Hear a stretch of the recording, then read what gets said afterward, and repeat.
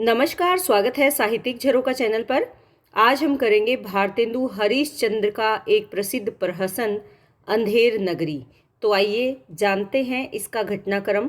आज हम यहाँ पर अंधेर नगरी नाटक या प्रहसन के मुख्य बिंदु क्या है, इसमें क्या घटनाक्रम है, पात्र कौन है, किस उद्देश्य से इसकी रचना की गई, ये सब जानेंगे। तो आइए देखते हैं।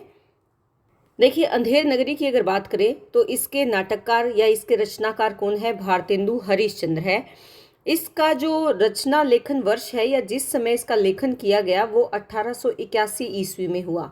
अगर इसमें महत्वपूर्ण बातों पर ध्यान दें तो यह नाटक हास्य व्यंग्य प्रधान तथा मौलिक नाटक है, क्योंकि भारतेंदु जी ने अनेक अनुदित नाटकों की भी रचना की, लेकिन ये नाटक इनका मौलिक नाटक है, ये ध्यान रखें आप।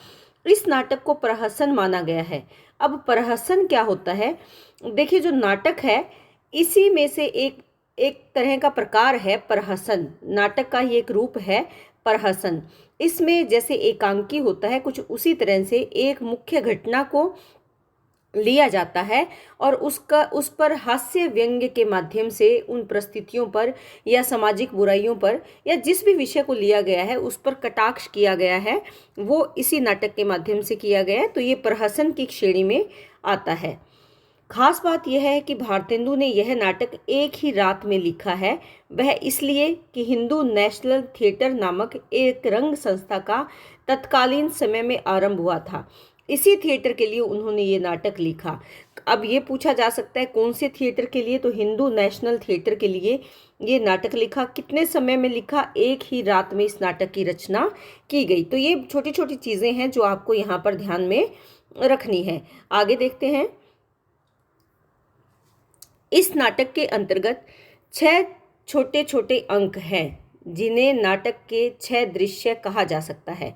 नाटक में किसी भी प्रकार की शास्त्रीयता का प्रयोग भारतेंदु जी ने नहीं किया। शास्त्रीय से तात्पर्य यहाँ पर है जो नाटक के तत्व होते हैं, शास्त्र की दृष्टि से जिनको ध्यान में रखकर नाटक की रचना की जाती है, उन सब पर इन्होंने कतई ध्यान नहीं दिया।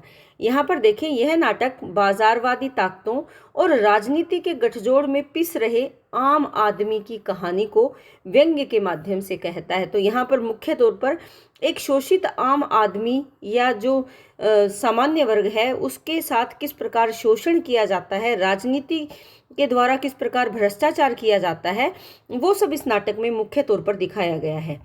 अंधेर नगरी नाटक की रचना वास्तव में बिहार के एक रजवाड़े को आधार बनाकर की गई थी।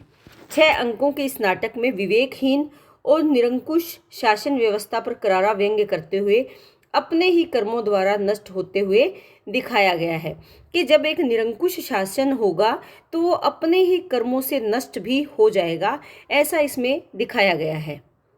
नाटक के प्रमुख पात्रों की अगर बात करें तो यहाँ सबसे महत्वपूर्ण जो पात्र है महंत है, क्योंकि इन्हीं के द्वारा ये नाटक अंतिम पड़ाव पर पहुँचता है या अंतिम समय में जो नाटक का समाप्ति होती है वो महंत के ही सुझाव से होती है, या महंत यहाँ पर महत्वपूर्ण भूमिका निभाते हैं।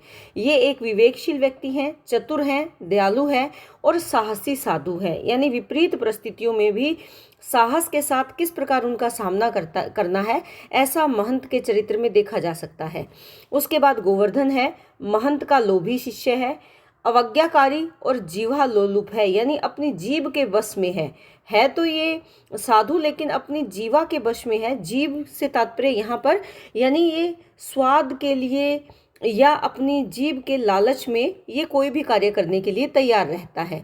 उसके बाद नारायण दास है, ये महंत का दूसरा शिष्य है। ये एक अच्छा साधु कह सकते हैं। महंत का आज्ञाकारी शिष्य भी नारायण दास है। उसके बाद जो पात्र हैं, कबाब वाला है, घासी राम है, क्योंकि यहाँ पर एक बाजार का दृश्य है तो ये सारे पात्र वहाँ पर स्वाभाविक है। नारंगी वाली है, हलवाई है, कुंजाइन है जो सब्जी बेचने वाली है, मुगल जो मेवे बेचने वाला है, पाचक वाला है चूरन बेचने वाला, जात वाला यानी जाति बेचने वाला, मछली वाली, इसके साथ साथ बनिया भी है इसमें, और राजा है वो कैसा है? चौपट राजा है जो शराब में डूबा रहता है, न्याय और अन्याय में उसे फर्क नहीं पता। उसके बाद मंत्री है, माली फरियादी जो राजा से न्याय मांगने वाला है, कल्लू बनिया है जिसकी दीवार से फरियादी की बकरी मरती है। जो कल्लू बनिया है इसकी दीवार गिर जाती है, किस पर? बकरी पर, और वो बकरी मर जाती है। इसके साथ साथ कारीगर है, चूने वाला, भिश्ती, कसाई, गडरिया, कोतवाल और राजा के 4 सिपाही। ये इस नाटक के प्रमुख पात्र हैं जो इस नाटक को महत्वपूर्ण और रोचक बनाते हैं। अब अगर नाटक के उद्देश्य की बात यहाँ पर करें तो सबसे पहले यहाँ क्या है, सामाजिक विकृति का चित्रण। अनेक सामाजिक कुरीतियाँ और विकृतियों को पाठक और दर्शक के सामने लाने का इन्होंने प्रयास किया है। जो हमारे समाज में बुराइयां हैं उनको चित्रित करने का प्रयास किया है।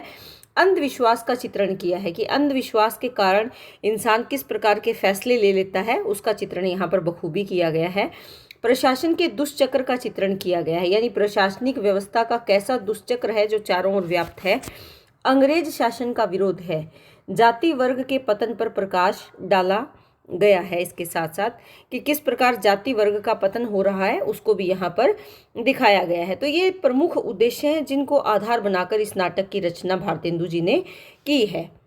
अब नाटक की वास्तविकता को समझने के लिए परिभाषाओं का बड़ा योगदान होता है। तो इसी में डॉक्टर रामविलास शर्मा की परिभाषा हम यहाँ देखेंगे। देखिए क्या कहते हैं कि अंधेर नगरी राज्य की अंधेर गर्दी की आलोचना ही नहीं, वह अंधेर गर्दी को खत्म करने के लिए भारतीय जनता की प्रबल इच्छा भी प्रकट करता है। यानी केवल उन परिस्थितियों की आलोचना ही नहीं करते, बल्कि भारतीय जनता की प्रबल इच्छा है कि उनमें परिवर्तन भी आना चाहिए, उस अंधेर गर्दी की समाप्ति भी होनी चाहिए। इस तरह भारतेंदु ने नाटक को जनता का मनोरंजन करने के साथ साथ उसका राजनीतिक शिक्षण करने का भी साधन बनाया है। इसके गति और हास्य भरे वाक्य लोगों की जुबान पर चढ़ गए हैं और भारतेंदु की प्रहसन कला यहाँ अपने चरमोत्कर्ष पर दिखाई देती है। यानी भारतेंदु जी क्या चाहते हैं कि जनता की प्रबल इच्छा उसको प्रकट किया है मुख्यतः इस नाटक के माध्यम से। यहाँ पर केवल मनोरंजन करना ही मूल उद्देश्य नहीं, बल्कि इसके साथ साथ राजनीति में और समाज में जो व्याप्त है, जो बुराइयां हैं, अंधेर गर्दी है, उनको स्पष्ट करना भी इनका मुख्य उद्देश्य रहा है। और इसका प्रयोग इन्होंने इसको दूर करने के लिए किसका सहारा लिया है, हास्य व्यंग का सहारा लिया है, जिससे कि मनोरंजक भी लगे और लोगों को जागरूक किया जा सके या लोगों को उन परिस्थितियों के प्रति सचेत किया जा सके। तो उम्मीद करती हूँ कि ये नाटक अंधेर नगरी की हमने जो आज यहाँ पर इसका परिचय दिया है या इसकी जो विवेचना की है वो आपको बहुत अच्छी लगेगी और समझ में भी आएगी। इसके बारे में जो तात्विक समीक्षा है या इस नाटक में जो कहानी ली गई है या इस नाटक में जो मुख्य घटना ली गई है उसके बारे में नेक्स्ट वीडियो में जिक्र करेंगे। तो इसी तरह जुड़े रहें। बहुत बहुत धन्यवाद।